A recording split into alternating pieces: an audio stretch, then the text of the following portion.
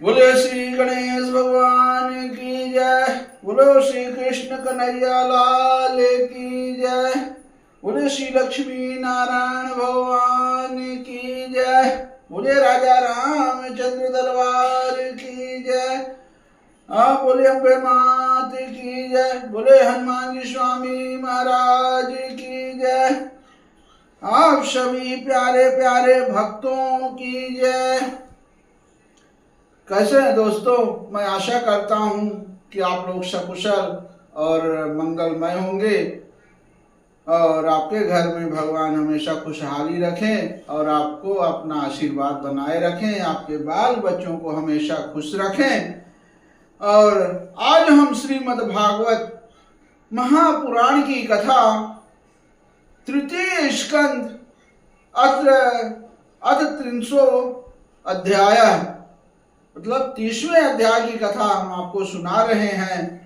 कथा में आज सारांश है, बहुत अच्छा है। देह गेह में आसक्त पुरुषों की अधोगति का वर्णन।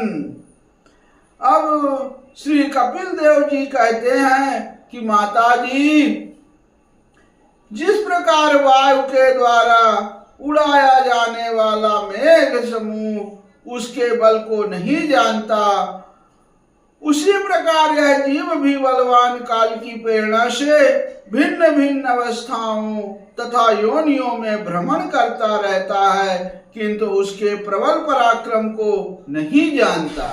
सही है। अब जीव सुख की अभिलाषा से, देखिए दोस्तों, पूरी कथा सुनना तभी आपको कथा समझ में आएगी।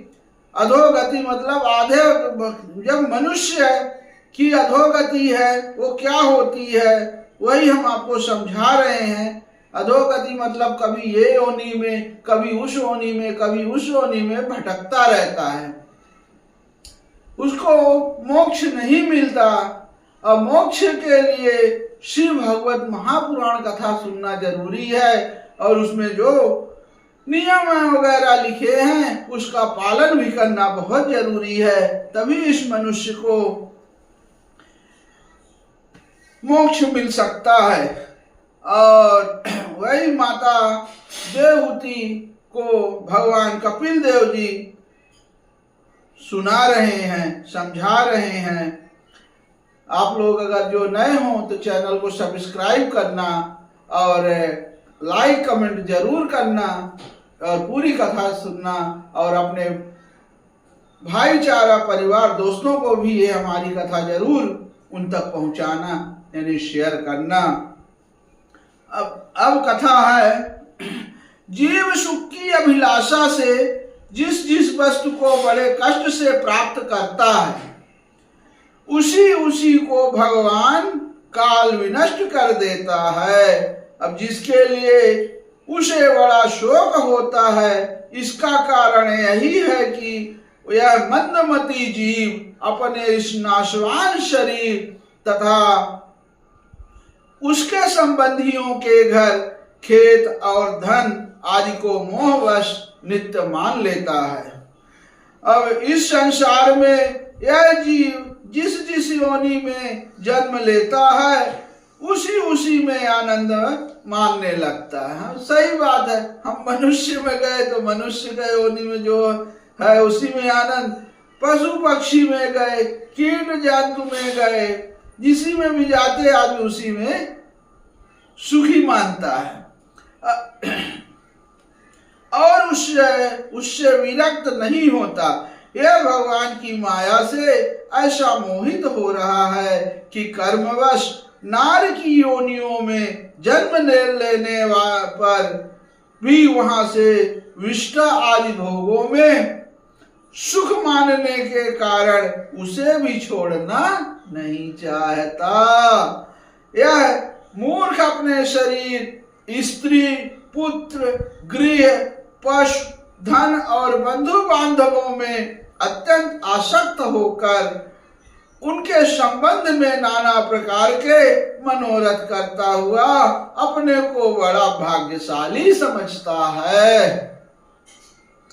अब इनके पालन पोषण की चिंता से इसके संपूर्ण अंग जलते रहते हैं तथा दुर्वासनाओं से दूषित हृदय होने के कारण यह मूढ़ निरंतर इन्हीं के लिए तरह तरह के पाप करता रहता है। अब उल्टा स्त्रियों के द्वारा एकांत में संभोग आदि के समय प्रदर्शित किए हुए कपटपूर्ण प्रेम में तथा बालकों की मीठी मीठी बातों में मन और इंद्रियों के फंस जाने से गृहस्थ पुरुष घर के दुख प्रधान कपट पूर्वक कर्मों में लिप्त हो जाता है। उस समय बहुत सावधानी करने पर यदि उसे किसी दुख का प्रतिकार करने में सफलता मिल जाती है तो उसे ही वह सुख सा मान लेता है।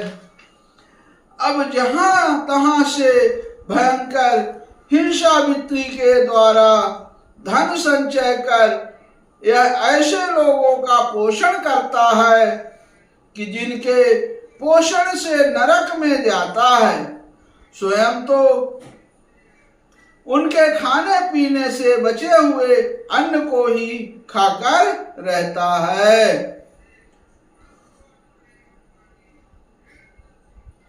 और जब मंद भाग्य के कारण इसका कोई प्रयत्न नहीं चलता और यह मंद बुद्ध धनहीन होकर कुटुंब के भरण पोषण में असमर्थ हो जाता है, तब अत्यंत दीन और चिंतातुर होकर लंबी लंबी सांसें छोड़ने लगता है। बिल्कुल सही बात है भाइयों। अब इससे अपने पालन पोषण में असमर्थ देखकर वे स्त्री पुत्र और इसके पहले से समान आदर नहीं करते। जैसे कृपण किसान बूढ़े बैल की उपेक्षा कर देते हैं, फिर भी इसे वैराग्य नहीं होता। अब जिन्हें उसने स्वयं पाला था वो ही अब इसका पालन करते हैं। वृद्धावस्था के कारण इसका रूप बिगड़ जाता है, शरीर रोगी हो जाता है, अग्नि मंद पड़ जाती है, अब भोजन और पुरुषार्थ दोनों ही कम हो जाते हैं। जैसे इस आदमी का शरीर बुढ़ापा आता है तो ये प्रकृति का नियम है, सब कुछ अपने आप धीरे धीरे शांत होने लगता है, कमजोर होने लगता है। आप खाना खाएंगे आपको हजम नहीं होगा, अपच होगा, शरीर निरोगी होता है, आंखों के नंबर बढ़ जाते हैं और समय आने पर दांत भी गिरने लगते हैं। यही सब वृद्धावस्था का कारण है। चेहरा आपका बिगड़ जाता है, आपके चेहरे में जो रौनक रहती है वो नहीं रहती। अब यही सब है। अब मृत्यु का समय निकट आने पर वायु के उत्क्रमण से उसकी पुतलियां चढ़ जाती हैं। जब आदमी का मृत्यु आता है तो आंख की पुतलियां अपने आप ऊपर चढ़ने लगती हैं। अब श्वास प्रश्वास की नलिकाएं कब से रुक जाती हैं।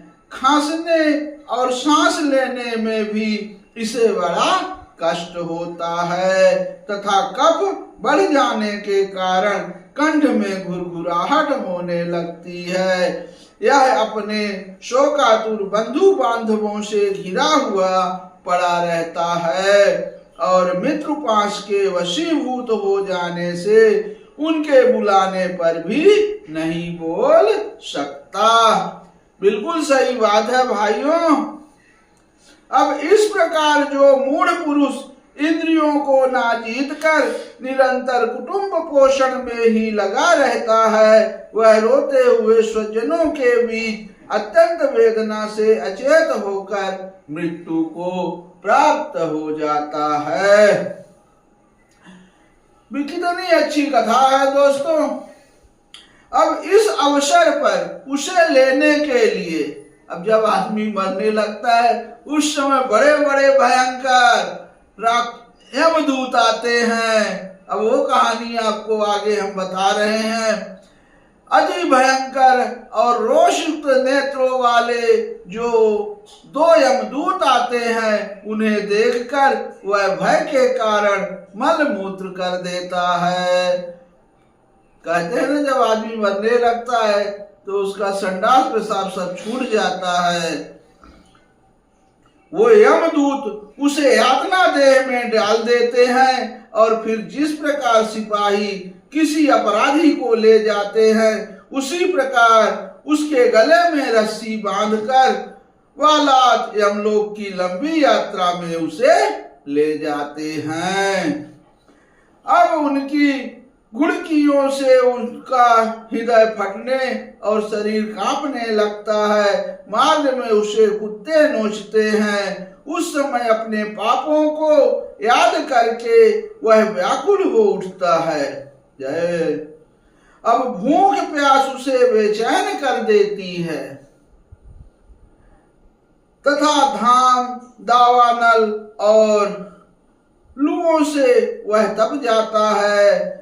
ऐसी अवस्था में जल और विश्राम स्थान से रहित उस तप्त वालुका में मार्ग में जब उसे एक पग आगे बढ़ने की भी शक्ति नहीं रहती, यमदूत उसकी पीठ पर कोड़े बरसाते हैं। तब वह घट कष्ट से उसे चलना ही पड़ता है। अब वह जहां तहां थक कर गिर जाता है, मूर्छा आ जाती है। चेतना आने पर वह फिर उठता है। इस प्रकार अति दुखमय अंधेरे मार्ग से अत्यंत क्रूर यमदूत उसे शीघ्रता से यमपुरी को ले जाते हैं। यमलोक का मार्ग 99,000 योजन है यहाँ मित्रलोक से। अब वह नरक में तरह तरह की यातनाएं भोगता है। अब वहां उसके शरीर को धधकती लकड़ियों आदि से बीच में डालकर जलाया जाता है। कहीं स्वयं और दूसरों के द्वारा काट काट कर उसे अपना ही मांस खिलाया जाता है। यमपुरी के कुत्तों अथवा गिद्धों द्वारा जीते जी उसकी आंतें खींची जाती है। सांप, बिच्छू और डांस आदि डसने वाले तथा डंक मारने वाले जीवों से शरीर को पीड़ा पहुंचाई जाती है। कितनी तकलीफ होती होगी भाइयों। इसीलिए अच्छे कर्म करो, भगवान का नाम लो। अब आगे कथा बहुत सुंदर है। अब शरीर को काट कर टुकड़े टुकड़े किए जाते हैं। उसे हाथियों से चिरवाया जाता है, पर्वत शिखरों से गिराया जाता है अथवा जल या गड्ढे में डालकर बंद कर दिया जाता है। अब यह सब यातनाएं तथा इसी प्रकार तमिश्र, अंधता मिश्र एवं रौरव आदि नरकों की और भी अनेक यंत्रणाएं स्त्री हो या पुरुष उस जीव को पारस्परिक संसर्ग से होने वाले पाप के कारण भोगनी पड़ती है।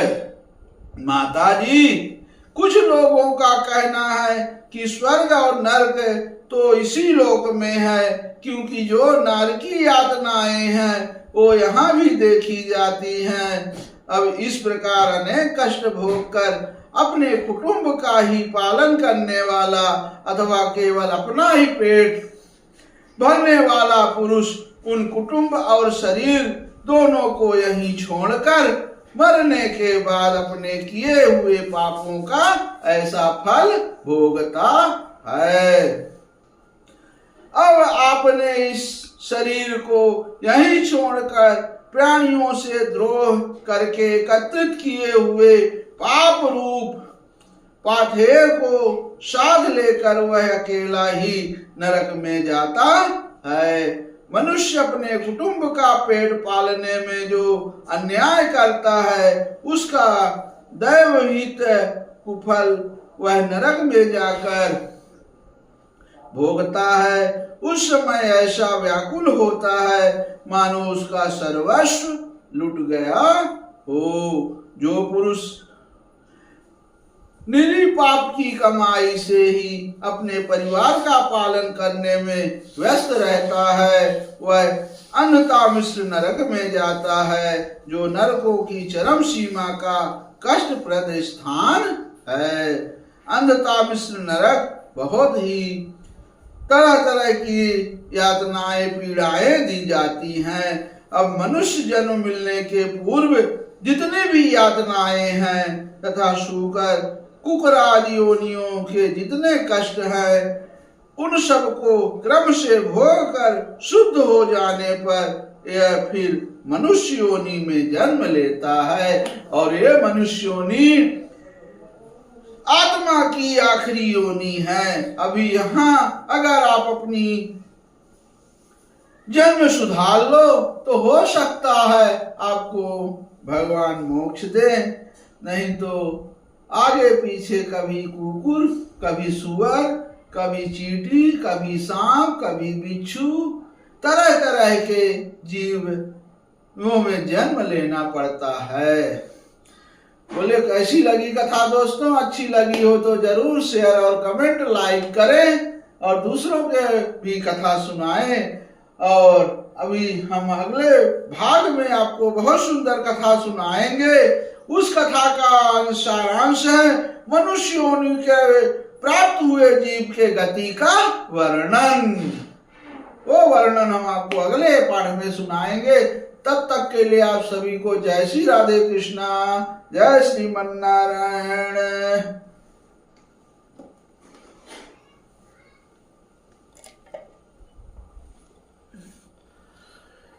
श्रीमन्नारायण हरि।